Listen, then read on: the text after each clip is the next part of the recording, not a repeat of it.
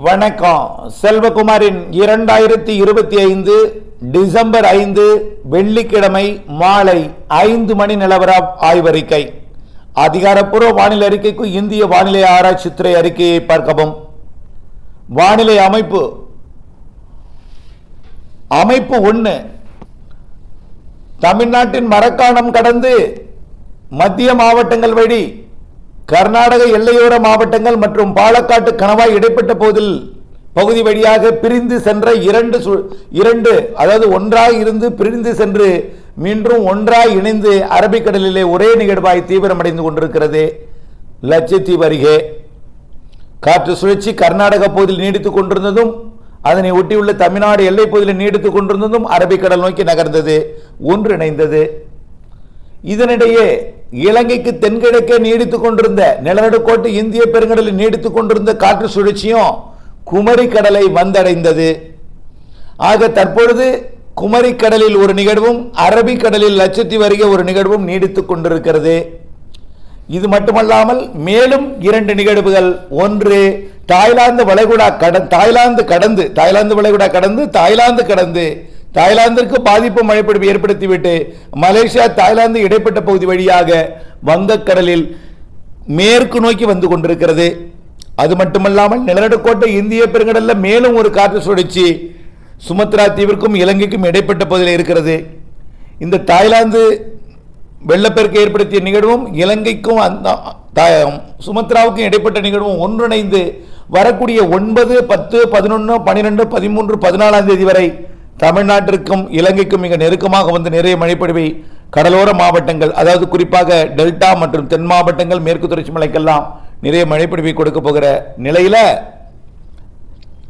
இப்பொழுது இருக்கக்கூடிய வானிலை அமைப்பே எப்படி மழைப்பொழிவை கொடுக்கிறது என்பதை பார்ப்போம். அரபிக்கடலில் இருக்கக்கூடிய நிகழ்விற்கும் குமரி கடலில் இருக்கக்கூடிய நிகழ்விற்கும் கிழக்கு காற்று தமிழ்நாட்டின் ஊடாக பயணிக்கிறது.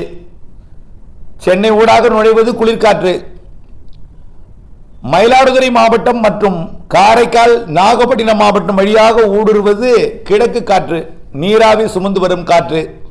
இந்த காற்று மயிலாடுதுறை, நாகப்பட்டினம், காரைக்கால் வழியாக நுழைந்து திருவாரூர் மற்றும் தஞ்சாவூர் மாவட்டம் வழியாக புதுக்கோட்டை மற்றும் திருச்சி உள்ளிட்ட மாவட்டங்கள் வழியாக மேற்கு நோக்கி திண்டுக்கல் மாவட்டம் வழியாக மேற்கு நோக்கி பாலக்காட்டு கணவாய் வழியாக பயணித்தாலும் தென் மாவட்டங்கள் நோக்கி கூடுதல் நீராவி காற்று பயணிக்கிறது.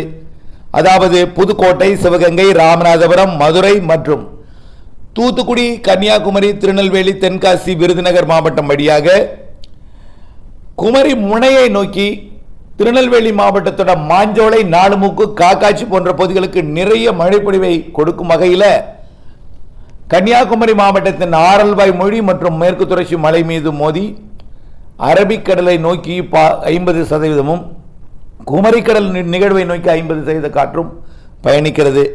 எது எப்படியோ குமரிக்கடலுக்கும் காற்று பயணிக்கிறது, அரபிக்கடலுக்கும் காற்று பயணிக்கிறது. தமிழ்நாட்டின் ஊடாக பயணிக்கிற காரணத்தினால டெல்டா மாவட்டங்கள் முதல் மேற்கு தொடர்ச்சி மலை மாவட்டங்கள் மற்றும் தென் மாவட்ட மேற்கு தொடர்ச்சி மலைப்பகுதிகளுக்கெல்லாம் கனமழை பொழிவை ஆங்காங்கே கொடுத்து வருகிறது.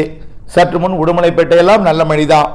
இன்னும் இன்றைக்கு அந்த காற்று சுழற்சி விலகிய காரணத்தினாலே, மேற்கு நோக்கி நகர்ந்த காரணத்தினாலே குறைந்த அழுத்த பகுதியாக இருந்த இந்த மேற்கு மாவட்டங்கள் தற்பொழுது காற்று நுழையும் பகுதியாக மாறியிருக்கிறது. இதனால் தொடங்கி இருக்கிறது மழை. கண்டிப்பாக மழைப்பொழிவு இருந்து கொண்டிருக்கும். தற்பொழுது டெல்டா மாவட்டங்களில் காலையிலிருந்து பெய்த மழை மாலை தான் வேதாரண்யம் உள்ளிட்ட தலைஞாயிறு உள்ளிட்ட பகுதிகளில் பலத்த மழையாக பொழிந்தது. இப்பொழுது மயிலாடுதுறை, காரைக்கால், நாகப்பட்டினம் மாவட்டத்தில் சற்று பரவலாக பொழிந்து அது திருவாரூர் மாவட்டத்தில் மதியமெல்லாம் விட்டு மழைப்பொழிவை கொடுத்தாலும் மாலை 6 மணி அளவிலே ஒரு வலுத்த மழைப்பொழிவை கொடுக்கும் வகையில் இருகாற்று இணைவு நடைபெற்றுக் கொண்டிருக்கிறது. ஆக நாகப்பட்டினம் மாவட்டத்தின் தலைநகர் நாகப்பட்டினம் மற்றும் வேளாங்கண்ணி இடைப்பட்ட பகுதி வழியாக, திருவாரூர் மாவட்டத்தின் தலைநகர் திருவாரூர், வடபாதிமங்கலம் இடைப்பட்ட பகுதி வழியாக கூத்தநல்லூர், மன்னார்குடி, கோட்டூர் பகுதிகளுக்கெல்லாம் நல்ல மழைப்பொழிவை கொடுத்து கொண்டே அது வடுவூர், நெய்வாசல் தென்பாதி மற்றும் ஒரத்தநாடு மற்றும் வடசேரி, பட்டுக்கோட்டை உள்ளிட்ட பகுதிகள் வழியாக புதுக்கோட்டை மாவட்ட பகுதியை நோக்கி நகர இருக்கிறது. இப்படியே அந்த மழைமேகம் மதுரை வரைக்கும் சென்று பிறகு கன்னியாகுமரி வரைக்கும் தென் மாவட்டங்களுக்கும் தென் மாவட்ட மேற்கு தொடர்ச்சி மலைப்பகுதிகளுக்கும் நல்ல மழைப்பொழிவை ஒன்றன் பின் ஒன்றாக கடந்து கொடுத்து கொண்டே இருக்கும். ஆக டெல்டாவில் விடிய விடிய மழை இருக்கிறது. விட்டு விட்டு விட்டு விட்டு மேகங்கள் உள்ளே நுழைய மழைப்பொழிவை கொடுத்து கொண்டே இருக்கும். இப்படிப்பட்ட மழைப்பொழிவு இன்றைக்கு தேதி 5, நாளை 6ஆம் தேதியும் மறுதினம் 7ஆம் தேதியும் கண்டிப்பாக கொடுக்கும். 8ஆம் தேதி முற்பகல் கூட மழை தெரிகிறது. ஆக 8ஆம் தேதி மதியத்திற்கு பிறகு இடைவெளி கொடுக்க தொடங்கி 9ஆம் தேதி மதியம் வரைக்கும் ஒரு இடைவெளி கொடுக்கும். ஆக ஒரு 24 மணி நேரம் இடைவெளி கொடுக்கும் என்று எதிர்பார்க்கப்படுகிறது. அதற்கு பிறகு 9ஆம் தேதி நிகழ்வு வந்துவிடும். 9லிருந்து 13 அல்லது 14ஆம் தேதி வரைக்கும் மழைப்பொழிவை, நல்ல மழைப்பொழிவை தமிழ்நாட்டில் அனைத்து கடலோர மாவட்டங்கள், குறிப்பாக சென்னைக்கு கொஞ்சம் போராடி தான் முன்னேறும். ஆனால் கண்டிப்பாக மாமல்லபுரத்திற்கு தெற்கே செங்கல்பட்டு மாவட்டம், அதற்கு தெற்கே கொஞ்சம் கூடுதலாக விழுப்புரம் மாவட்டம், புதுச்சேரி இதைவிட கூடுதலாக மயிலாடுதுறை மற்றும் கடலூர் மற்றும் மயிலாடுதுறை, அதைவிட கூடுதலாக நாகப்பட்டினம், திருவாரூர், தஞ்சாவூர் மாவட்டத்தின் ஒட்டுமொத்த கடலோர பகுதிகள், ஒட்டுமொத்த தென் மாவட்டங்களின் கடலோர பகுதி, புதுக்கோட்டை, ராமநாதபுரம், தூத்துக்குடி, திருநெல்வேலி மாவட்டத்தோட ராதாபுரம் பகுதி மற்றும் ஒட்டுமொத்த கன்னியாகுமரி, திருநெல்வேலி மாவட்டத்தோட நாலுமுக்கு, ஊத்து, காக்காட்சி போன்ற பகுதிகள், திருநெல்வேலி மாவட்டத்தோட ஒட்டுமொத்த மேற்கு தொடர்ச்சி மலை கேரள எல்லையோரம், தென்காசி மாவட்ட மேற்கு தொடர்ச்சி மலைப்பகுதிகள் மற்றும் மதுரை, சிவகங்கை, தேனி, திண்டுக்கல் மற்றும் வால்பாறை வரைக்கும் உள்ள திருப்பூர், கோயம்புத்தூர் மாவட்ட தெற்கு பகுதி மற்றும் திண்டுக்கல் மாவட்டத்தின் பெரும்பாலான பகுதிகள், திருச்சி மாவட்டத்தின் தெற்கு பகுதி மற்றும் அப்படியே இதெல்லாம் நல்ல மழைப்பொழிவை வரக்கூடிய 9லிருந்து 14ஆம் தேதி வரை கொடுக்கும். ஆக இடைவெளி என்றால் வரக்கூடிய 8ஆம் தேதி மதியத்துக்கு மேல் 9ஆம் தேதி மதியம் வரை தான் இடைவெளி. அதுவரை விட்டு விட்டு விட்டு விட்டு மழை இருக்கும். ஆனால் வடகடலோரம், வடவுள் பகுதிகளில் மழையின் அளவு சற்று குறைந்திருக்கும். எப்பொழுதாவது மழைப்பொழிவு இருக்கும். அது குளிர்ந்த காற்று வழித்தடமாக அது அமைந்திருக்கிறது. குளிர்ந்த காற்றும் மழைப்பொழிவை தரும். சற்று வெயில் வெப்பம் உயர்ந்தால் நாளை மறுநாளில் ஒரு சில இடங்களில் ஆங்காங்கே மழைப்பொழிவை கொடுக்கும்.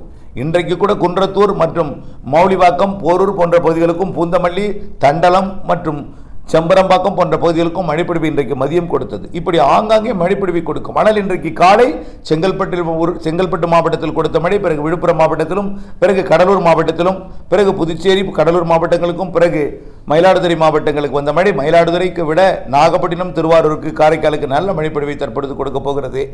இன்று இரவு, நாளை மற்றும் மறுதினம் 7ஆம் தேதி 8ஆம் தேதி மதியம் வரைக்கும் இந்த மழைப்பொழிவு விட்டு விட்டு விட்டு விட்டு தொடர்ந்து கொண்டே இருக்கும்.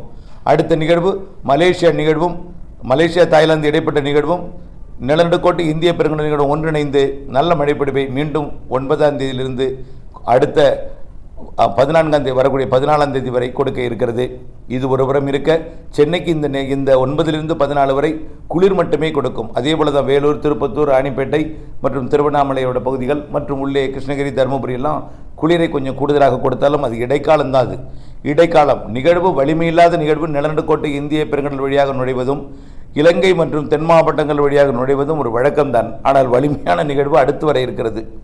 அதாவது வரக்கூடிய 19லிருந்து 24ஆம் தேதி வரை வரக்கூடிய நிகழ்வு, அது வரக்கூடிய 19, 18ஆம் தேதியே மழைப்பொழிவை தொடக்கிட்டோம். அது சுமத்ரா தீவு அருகே உருவாகி அங்கிருந்து மழைப்பொழிவை கொடுத்து கொண்டே நெருங்கி வந்து 24ஆம் தேதி வரை தென் மாவட்டங்கள், டெல்டா மாவட்டங்கள், உள் மாவட்டங்கள் என்ற அனைத்து மாவட்டங்களுக்கும் நல்ல மழைப்பொழிவை கொடுக்கும். அது சென்னைக்கும் எட்டி பிடித்து நல்ல ஒரு மழைப்பொழிவை கொடுக்கும். தெற்காந்திரா, தெற்கு கர்நாடகா மற்றும் கேரளாவிற்கும் கொடுக்கும்.